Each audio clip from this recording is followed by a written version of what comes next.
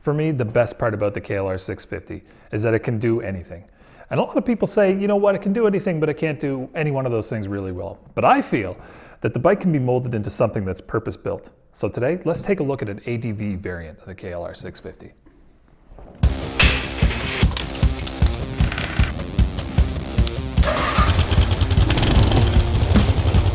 So when I first got the KLR 650, this is what I imagined. You know, an ADV machine that'll take me on long trips, camping, you know, be able to go off-road, on-road, be on the highway quite a bit, and be able to just carry a lot of stuff so that I can stay out on the road and stay out on the adventure for a long time. And that's the intention with this video too a little bit, is that, you know, this video is for people who are, you know, thinking about getting a KLR 650, be it a new gen or a Gen 2 or Gen 1, and are looking for some inspiration and some ideas on how to build it out to be that ADV bike that they want. And I hope this helps you. I hope this gives you some inspiration. I hope this helps you get the creative, you know, energy going to create something similar, maybe using some of the ideas that I have, because all these ideas are available for use. But that's it. I mean, I've recently got a lot of new luggage. I got the Tusk Pilot pannier bags. I got the Nelson Rig tank bag. And that's expanded my pack volume capability, and that's the reason why all this stuff in front of us is expanded. I've done other videos about this gear and about how I load my bike out for moto camping, and I'll link some of those up here so you can get some more details, because that's where I'm gonna let the details live on the gear this time around. But you can notice it's way more stuff. So let's get a look at some of the cooler new things that I've got going on here. You'll have to excuse the wind and the blustery weather outside. I'm still dealing with a lot of snow on the weekends. But yeah, let's get a close-up here of some of the stuff that we got going on. So from here, we have our bed mat and our sleeping bag and all like these pioneering type tools to create like improvised shelter. And there's my little seat. Plus, I also have that rain guard for the Nelson Rig tank bag. Goes right over top of that bag up there. Next, I have my clothing set. So this is stuff like next of skin. So like t-shirt and things. And then we have like a little bit of jeans just to wear in camp, a hoodie formed up like a pillow. And then I have like a smock and my favorite hat and a toque. And then there's my like wash kit. So that's got all my toiletries in it and a couple of camp shoes. And of course, above all of this stuff, we have a first aid bag. New stuff. The camera equipment now needs to be held up into the tank bag. So we've already gone over how I managed to get this up into the Nelson Rig tank bag, but I'm gonna pack it in there today just to make sure I can feel it on the bike. Other new stuff, the cooking set. So I'm slowly building a cooking set here. So you can see there's a lot more food. And I just put that old ration in there just to give you an example, but I'll use a more, you know, conventional ready meal type situation for that.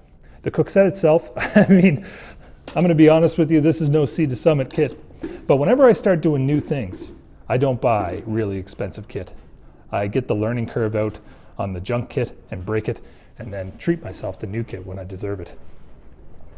Other cool things I want, I've got a rain set. Look at that. Pair of pants and a top. So that's a lot of new kit. It's a lot of new stuff, and it's a lot of new cool things that I'm going to be able to pack onto this ADV machine.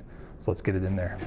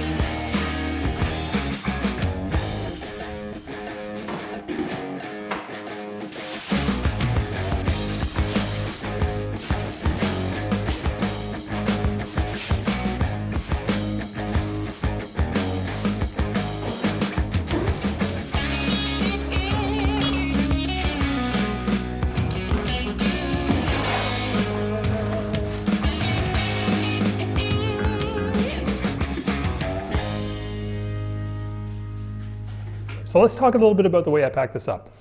Whenever I go out on a big trip, I'm always, looking to have things, strategically packed. And what I mean by that is, like, I want to have stuff that I'm not going to get on the road buried deep. and hard to get at, and stuff that I want to get at too when I'm on the road quite easy. I mean, that pretty much is obvious. But all my rain gear is in the top bag, which is quickly accessible. The first aid kit is like right on top. You can just tear right into that, no problem, easy grab. I put the kitchen stuff on this side because I don't care if I fall on the kitchen stuff. Historically, speaking from experience, the bike falls this way more when I ride than it does that way. So all my other clothing kit on the other side is free. And I used to pack it that way because I was worried about it getting, falling over into a mud bog, but I guess I got the dry packs, so maybe I can swap that. We'll see. Again, revisions to come. But overall, it's kind of the same design that I've had before, but just with way more cooler stuff into it. We got the cooking set, we got the rain gear. Now, some other things to consider about this, besides just packing it up, because there's more things to consider as far as the ADV bike is concerned. Now, charging things is going to be a big deal for me, so we already went over having the charge capability off this new dash electrical distribution system that I put together. If you want a link to my distribution system, I'll put it up top, or at least I'll try to remember to. But that is key. So this is now set up to charge things. The map went in there really good, so that looks awesome. Also, foot pegs are a big thing. Now, here's the thing. I got some new foot pegs. These guys here from IMS Superstocks, they go right there. This is going to be part of a dual sport build. I'm going to keep the rubber foot pegs on for this dual sport variant. And the reason why is because I feel like they have a lot of comfort to them. I think that they dampen the vibrations very good, and I want that for a longer ride. We'll see once I get this on the bike and start playing with the dual sport element of this. I might keep the big pegs on there, but I think I'm going to keep, these rubber ones on because I kind of like that. I don't really have any foot issues on the bike whatsoever, so I don't want to introduce something new to the bike that might cause something like that. So we're going to keep that the way it is. The other big thing is, with this bike packed out the way it is, this would be super hard to run on an ATV trail. And I have to kind of think about that a little bit, but not too much. I am going to want to take a bigger trip here eventually that's going to be on a lot of ATV trails, but we'll sort that out. But in this state that it is in right now, I would steer clear. I'd probably stay at a nice, cart path dual track, or I would get onto like fire roads, dirt roads, one lane dirt road, that kind of stuff. Anyway, the other thing to consider is it's a lot of weight on here now. So one thing I learned from the Cape Breton trip that we were on is that my back end of the bike was weighed down way too much, and it brought the front end up way too much too. So it felt like the front end was coming up with the wind. A lot of wind on that trip. So the next thing that I'm going to do is I'm going to adjust the preload.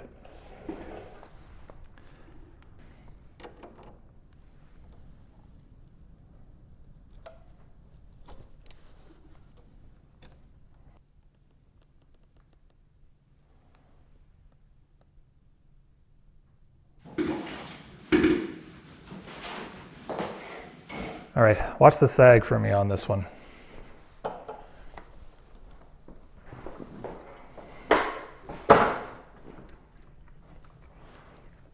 All right, that feels actually way better. Like, it feels like the back end is up higher. Like before when I was on it, testing this out, it felt like the front was up a little bit higher, which means I'm like sinking back lower.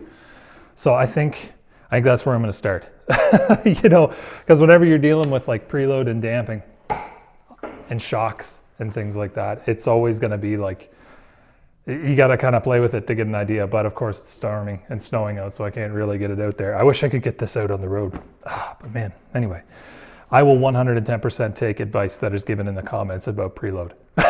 So if you've got some comments, if you want to throw some numbers around and some settings around for preload and damping, oh my God, please put them in the comments. I will completely admit that I'm not, too familiar with good settings for the KLR 650, but I can tell you right now, what am I? I'm tipping on 220 now, Island Riders. I ate way too much stuff, way too much candy in Christmas time. And so let me know, whatever you think. Anyway, I think that's gonna do it for setting up the preload. All right, I would take this bike on the road for 5 days. And I plan to. This is something that I would put on the road for a lot longer period of time than I would if I was just going out ripping up the trails. This is something that I would be confident having on the highway, but also on the dirt roads, also on some dual track, kind of like rail bed, maybe a little bit more dicey kind of stuff. this would be perfect for me. There's a lot of weight on this bike, but I think I've been able to compensate for it this time by adjusting the preload a little bit. Again, if you guys have any kind of comments or opinions on the loadout, on the preload, on the damping, let me know in the comments, please. I encourage that so much.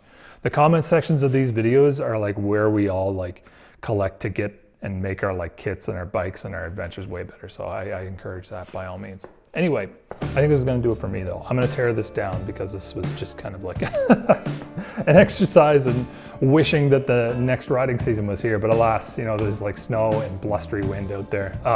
But if you are in your riding season, ride safe. If you're like me and you're waiting for the next season to start, well, you know, it's almost there. And until then, if you'd like to see this bike in action, if you'd like to see us take this kind of loadout out and go camping, by all means, I strongly suggest that you subscribe to the channel. Every Monday, we go on a new motorcycle adventure. So I would be glad to have you along for those adventures. And until those ventures start again, well, take care, Island Riders.